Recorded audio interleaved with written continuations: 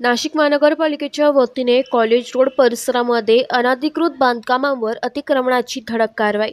नाशिक महानगरपालिकेच्या वतीने college road परिसरात मोठ्या स्वरूपात अतिक्रमण मोहीम राबवण्यात आली आहे।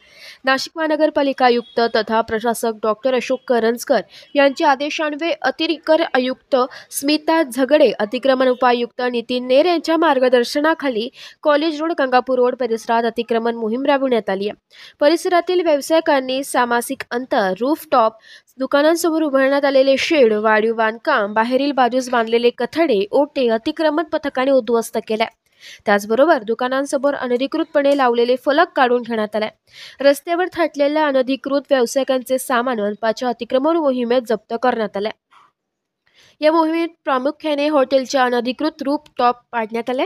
त्यात स्कायलाइन हॉटेल, लिकर एम्बॅसी हॉटेल, फरमाईश, BYK कॉलेज शेजारील टेरेसा हॉटेल, विद्याविकास सर्कल जवळील अर्थन ओएसिस हॉटेल, प्रसाद सर्कल, वॉस्को सेंटर जवळील मंत्रा हॉटेल तसेच शरणपूर रोडवरील पतंग हॉटेल या हॉटेलचे रूफटॉप वर असलेले अनधिकृत हॉटेल अतिक्रमण मोहिमेद्वारे उद्ध्वस्त करण्यात आले।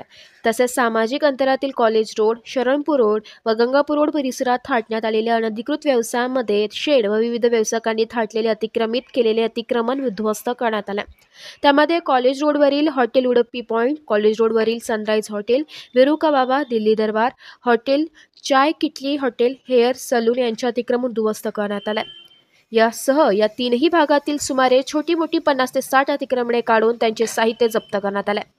या अतिक्रमण मोहिमेत अतिरिक्त आयुक्त स्मिता झगडे यांच्यासह उपायुक्त नितीन नेर, कार्यकारी अभियंता प्रशांत पगार, रवी बागुल, नितीन राजपूत, समीर रकटे, दत्तू शिंगाडे, विधी अधिकारी, वणकर विभागीय अधिकारी मदन हरिश्चंद्र, सुनीता कुमावत, तुषार आहेर, अंबादास गरकळ यांच्यासह पोलीस विभागातील पोलीस उपायुक्त किरण चव्हाण, सहाय्यक पोलीस आयुक्त सिद्धेश्वर धुमाळ, पोलीस निरीक्षक तृप्ती सोनवणे देशमुख यासह मनपा अतिक्रमण विभागातील अधिकारी कर्मचारी मोहिमेत सहभागी झाले होते।